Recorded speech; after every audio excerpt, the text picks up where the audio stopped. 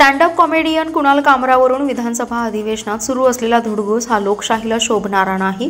आराराबांनी अतिशय धाडसाने dance bar बंद केले, मात्र त्याच डान्स बारचे सावत्र भावंड म्हणजेच कामरा नावाच्या पद्धतीची हॉटेल चालवणं असल्याची टीका श्री शिवप्रतिष्ठान हिंदुस्थानचे संस्थापक संभाजीराव भिडे गुरुजी यांनी केली आहे।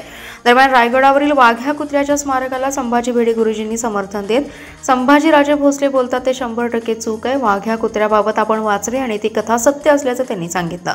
यावेळी बोलताना संभाजीराव भिडे गुरुजी म्हणाले, श्री शिवप्रतिष्ठान हिंदुस्थानच्या वतीने येत्या शनिवारी दिनांक 29 मार्च रोजी सकाळी 7 वाजता छत्रपती संभाजी महाराज यांच्या बलिदान मास निमित्ताने शहरातून मूक पदयात्रा काढण्यात येणार आहे। या पदयात्रेत शिवप्रतिष्ठान हिंदुस्थानचे धारकरी मोठ्या संख्येने सहभागी होणार आहेत। रायगडावरील वाघ्या कुत्र्याच्या स्मारकाला भिडे गुरुजींनी समर्थन दिले तर संभाजीराजे भोसले बोलतात ते 100% चूक आहे असा आरोपही त्यांनी केलाय।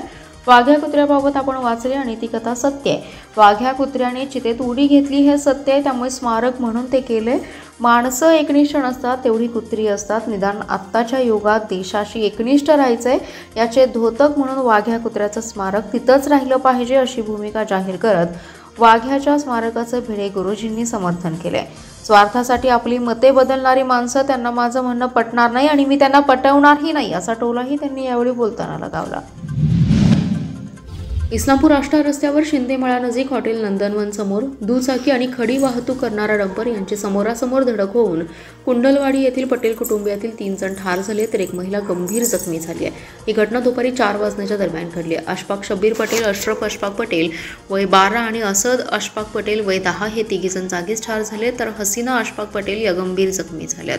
जखमी हसीना यांना उपचारासाठी सांगलीतील शासकीय रुग्णालयात दाखल करण्यात आले।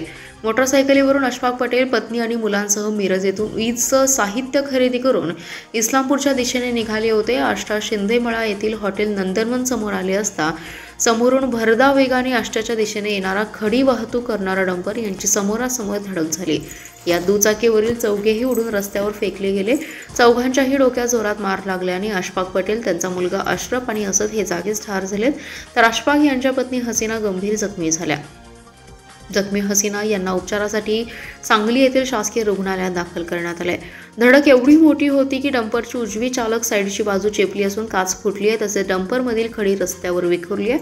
घटनास्थळी बघ्यांची मोठी गर्दी झाली होती। यावेळी आलेल्या नातेवाईकांनी आक्रोश केलाय। मृत अशफाक पटेल हे आचारी काम करत होते तर मयत अशरफ 5वीत आणि असद 3रीत शिकत होता। त्यांच्या पश्चात आई, वडील, भाऊ असा परिवार आहे। ही बातमी कुंडलवाडी येथे समजताच गावातील लोकांनी आष्टा येथे घटनास्थळी तसेच आष्टा ग्रामीण रुग्णालयात गर्दी केली आहे। इस्लामपूर उरण परिसरातील एका महिलेच्या दारात जादूटोणा आणि करणीचे प्रकार केल्याचं निदर्शनास येताच नागरिकांनी मोठी गर्दी केली होती। मात्र अंधश्रद्धा निर्मूलन समितीच्या कार्यकर्त्यांनी वेळीच हस्तक्षेप करून कुटुंबीय आणि लोकांचं प्रबोधन करून पोलिसांच्या उपस्थितीत ते सर्व साहित्य बाजूला करून लोकांच्या तयार झालेली भीती दूर केली आहे। उरण परिसरातील धनगर गल्ली येथे एका महिलेच्या दारात अज्ञात व्यक्तीने पहाटेच्या सुमारास जादूटोणा करणीचं साहित्य ठेवल्याची घटना समोर आली। त्यांच्या दरवाजाच्या बाहेर बकऱ्याचं मुंडकं 4 पाय रंगीत दोरीने लटकवलेले होते, त्यावर लिंबू, सुया, पिना टोचलेल्या होत्या। दारातच 3 नारळाला काळ्या बाहुल्या दोऱ्याने बांधून त्यावरही टाचण्या लावल्या होत्या। 21 लिंबू अर्धवट कापलेले त्यावरही पिना टोचलेले समोर ठेवलं होतं। त्याचबरोबर मिरच्या, काट्यांची पांजर, मोडलेली फांदी, पोपई, कोरफडीचे तुकडे तसेच हळद, कुंकू, गुलाल टाकला होता। परिसरातील सर्वसामान्य लोकांच्या भीतीचं वातावरण पसरलं होतं। हे सर्व पाहण्यासाठी लोकांनी गर्दी केली होती। अशी घटना इस्लामपुरात घडल्याचं समजताच महाराष्ट्र अंधश्रद्धा निर्मूलन समितीचे राज्य प्रधान सचिव संजय बनसोडे यांनी तातडीने घटनास्थळी धाव घेतली। इस्लामपूर पोलीस स्टेशनचे पोलीस निरीक्षक संजय हारुगडे यांच्याशी संपर्क केला। काही वेळातच घटनास्थळी पोलीस आले। संजय बनसोडे यांनी कुटुंबियांना आणि जमलेल्या लोकांना समजावून सांगत त्यांचं प्रबोधन केलं आणि सर्व साहित्य संजय बनसोडे यांनी गोळा करून पोत्यात भरून पोलिसांच्या स्वाधीन केले। घटनेची तक्रार घरातील महिलेने पोलिसांकडे केली आहे। जिल्ह्यात सलग दुसऱ्या दिवशी बुधवारीही वादळी वाऱ्यासह वाळवीचा पाऊस झालाय। सांगली शहरासह जिल्ह्याच्या पश्चिम भागातील अनेक गावात विजेच्या गडगडाटासह पावसाने हजेरी लावली आहे। जोराच्या वाऱ्यामुळे सांगलीसह ग्रामीण भागातील बत्ती उशिरापर्यंत गुल झाली होती।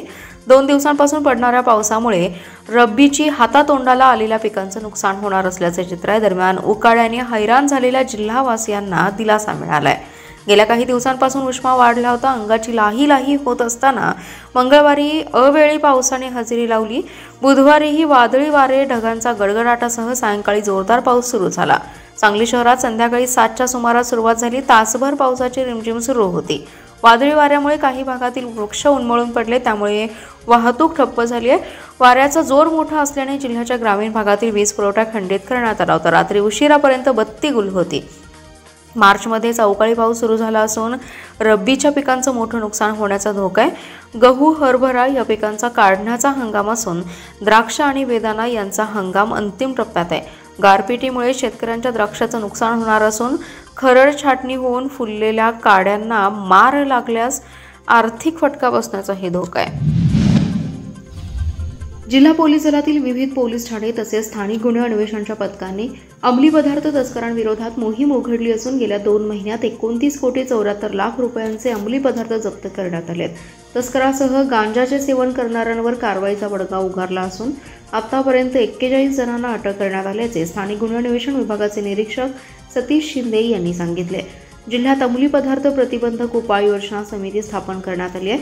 पालकमंत्री चंद्रकांत पाटील यांच्या अध्यक्षतेखालील या समितीत जिल्हाधिकारी, पोलीस अधीक्षक, जिल्हा उद्योग केंद्र, MIDC, औषध विभाग, शिक्षण विभागाच्या प्रतिनिधींचा समावेश करण्यात आला आहे.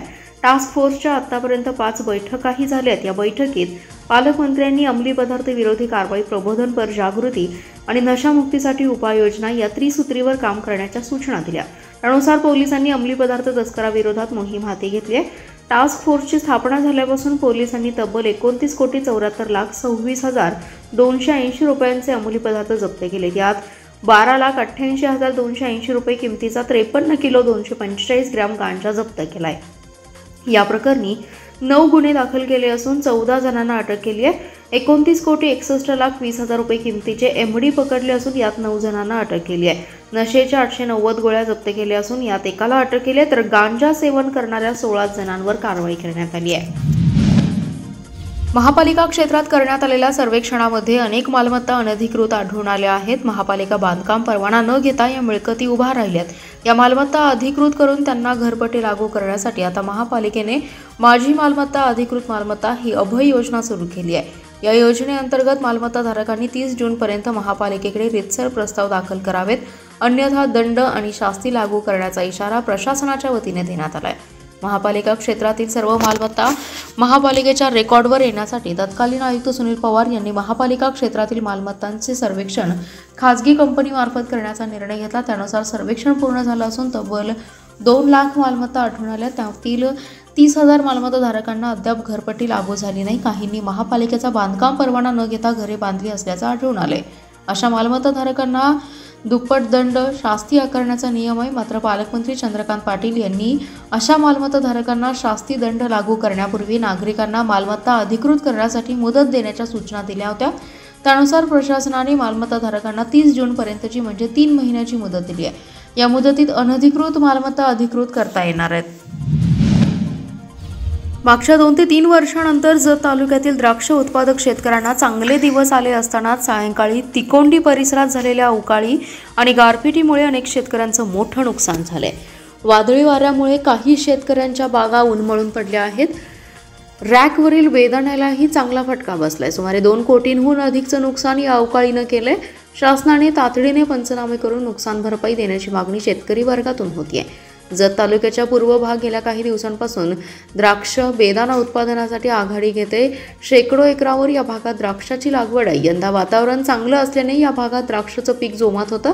अनेकांच्या बागा गेल्या तर उशिरा छाटणीच्या भागांना अजून काही दिवसांचा अवधी आहे. परंतु सोमवारी सायंकाळी अचानक आलेल्या वादळी वाऱ्यासह पावसाने तिकोंडी परिसरातील शेतकऱ्यांना चांगलाच दणका दिलाय. सोमवारी सायंकाळी 6:30 ते 7:30 या वेळेत तिकोंडी, विवर्गी, पांडोजरी, कोनबगी, संख, धुळकरवाडी, कोत्यावबोबलाद आदी भागात गारपीट आणि वादळी वारं झालं. यात या भागातील अनेक द्राक्ष उत्पादक शेतकऱ्यांना फटका बसलाय. काहींच्या बागा मुळासकट उन्मळून पडल्याने नुकसानीला सामोरं जावं लागलंय, तर वाऱ्याने बागेतील घडांची मोठी गळती झाली. तसेच गारांमुळे चांगल्या फळांना दणका बसलाय. तालुक्यातील उमराणी, जत शहर, मुचंडी, सिद्धनाथ, येळवी, सनमडी, बनाळी, शेगाव, बिरनाळ, बेळूर, खोजनवाडी, मेंढीगिरी, उमदीचा काही भाग, माडग्याळ, अंकलगी, दरीबडजी, दरीकोनूर या भागातही वादळी वाऱ्यासह पाऊस झाला. अनेक ठिकाणी झाडे पडले तर द्राक्ष पिकांसह हरभरा, ज्वारी, मका या पिकांचंही नुकसान झालंय. राज्याचे उच्च व तंत्र शिक्षण मंत्री तथा सांगली जिल्ह्याचे पालकमंत्री चंद्रकांतदादा पाटील उद्या जिल्ह्याच्या दौऱ्यावर येत आहेत. जिल्ह्याच्या विकासासाठी वार्षिक योजनेतून कोट्यवधी रुपयांचा शासनाकडून निधी मिळालाय. वर्षाअखेरीस 43% निधी अखर्चित राहिलाय. मार्च एंडला हा खर्च होणार की पुढील आर्थिक वर्षात नियोजन केलं जाणार याबाबतचा आढावा पालकमंत्री घेणार आहेत. याशिवाय टास्क फोर्सची बैठकही घेतील.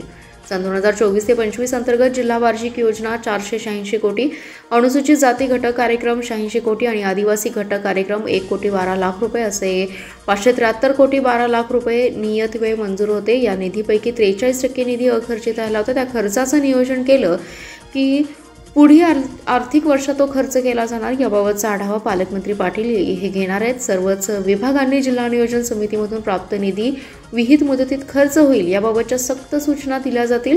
पालकमंत्री पाटील जिल्हा क्रीडा संकुल समिती तसेच सांगलीच्या बैठकीस उपस्थित राहतील. यानंतर जिल्हाधिकारी कार्यालयात अंमली पदार्थ प्रतिबंधक उपाययोजना, जिल्हास्तरीय समिती बैठकीस व क्राईम टास्क फोर्स आढावा बैठकीस उपस्थित राहून कार्यवाहीबाबतचा आढावा घेणार आहेत.